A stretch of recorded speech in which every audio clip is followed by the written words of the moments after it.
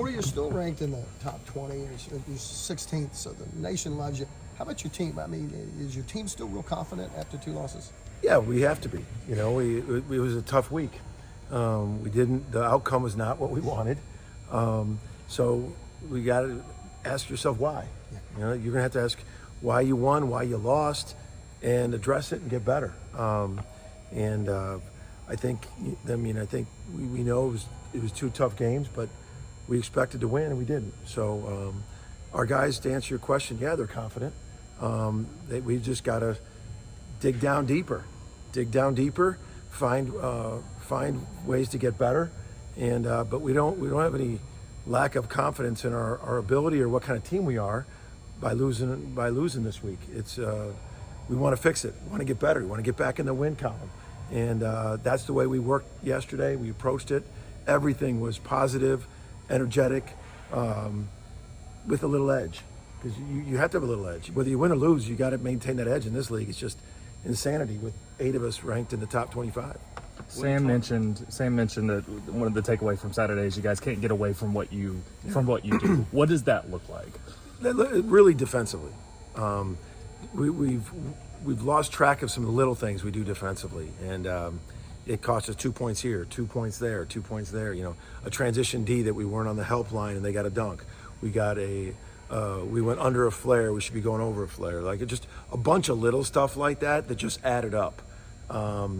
We got to get back to coveting the possession by possession little things that go into being a very good defensive team. And then with that, we got to ramp up our activity with our hands. You know, like, we were creating a lot of turnovers, or when we did create them, we were turning them into baskets. And we just haven't been as active with our hands for whatever reason, getting deflections, being aggressive. We got to get to that. We got to get some stops and some turnovers so we can run.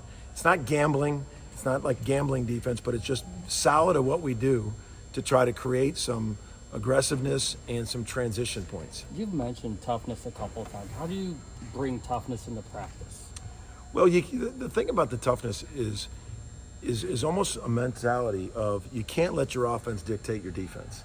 And that's what I think toughness is. That toughness is not, you know, hey, you miss a couple shots, or your teammate misses you on a one more pass. You can't let that affect your defense. Nothing can affect your defense. Nothing. That's toughness.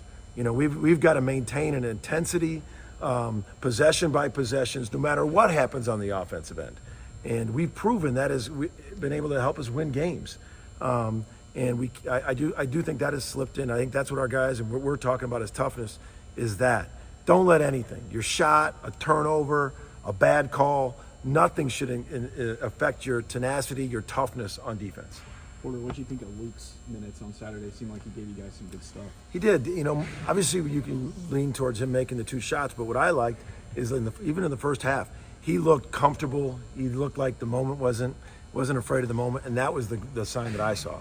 Because you can sell, like, you know, and I thought he embraced the moment. He caught, he dribbled, he went uphill on a DHO, passed it, snapped it, and he just looked like he was ready mentally.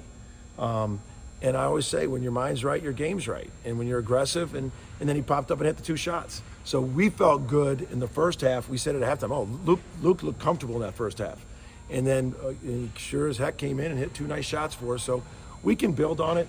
One of the things is always matchups defensively, you know, and that's something. But I think as you get into this Big 12, there's some matchups that I think he's going to be able to really help us, and only helps us because he's a weapon. He can really shoot that thing. Porter, when you look at Scout in West Virginia, how unique is it to have this many key pieces come online like later in the season? How much difficult? It's a whole other discussion about the NCAA. Very good players. I mean, Farrakhan and Battle are 2, upper level Big 12 players that they got eligible the last 6-7 games. Battle's averaging 20, Farrakhan's averaging 12. Absolutely are bucket getters. They can go get the basket, and they both can go off the dribble. They both can shoot the 3. Really impressed. I mean, they're very, very good, and I think they're really tough. Slazinski, they're all tough, and they're guards. I think Carissa gives you a playmaking guard that absolutely is. I mean, you can't fall asleep. He's throwing dimes all over the court. But they combine a toughness, and then these two guys that they batted late here, Farrakhan and Battle, are just offensive. They can really go get it, and they're high-level scorers, and we've got to be on our best defensively. And you saw Texas; they really ran up the free throw count there. What do you have to do to make sure you're staying in front and not getting them to the line? You know, that's toughness, is defense without fouling. You know, the discipline without fouling. They draw a lot of fouls, and we got to be on that, not being, you know, sloppy with reaching and reach for the lights. And they do a very good job. They're physical, so we've got to play great defense without fouling. They changed coaches, but they didn't go out of the family, so to speak. Yeah. So are they the same team, press and? I mean, yeah, they're pressing some, but not as much. But they're the same team in terms of physical, defensively. I mean, absolutely smashing on the glass. Just everything is physical. Some of the same actions it is, but they've got that mentality. Just watching their games in the league, and it's the same physical mentality. You talk about being aggressive with keeping your hands in motion, things like that. How do you gone about coaching that the last couple of days when it comes to trying to force more turnovers? Coaching the offense. Well, the defense, like on the court with trying to keep your hands moving, force more turnovers. We were really charting deflections yesterday. We know how many. When we get deflections, that's something that's good. And then we were calling reach in dumb fouls. Like if you have an undisciplined foul, we were calling it and they were running. You got to get disciplined. Just reach in silly fouls, lazy fouls. You got to know the rules. You got to slide your feet. You got to show the hands. They want to call the hand check, and we just really emphasizing that part of it because they're very good. They're physical, and they try to draw fouls and they do a good job of it.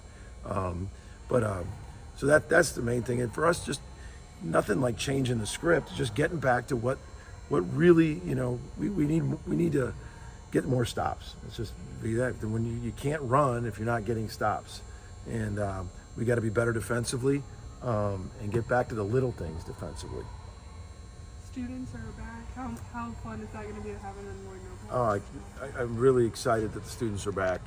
Sometimes you're playing 3 games during Christmas break without the students. So I know the weather, they got off school today, so they should be nice and rested to come to the game. But man, I can't wait to see the students and the student body in that student section and all the fans. I hope they come out and, it's a huge game for us and they make a difference.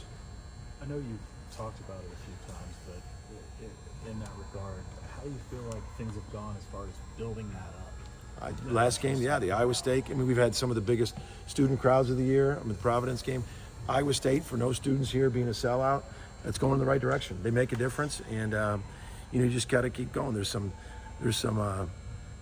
good promotional things. I think everybody loves the $2 beers and concessions. So we got $2 beers going. That's got to be a nice little thing. And I try to control what I control. I got hit on social media that there wasn't enough beer stands, so there's going to be more beer stands at the game tomorrow, so people don't have to worry about $2 beers having to wait in line. Hopefully, so just always trying to do what we can do to get the big crowds in the Lloyd Noble.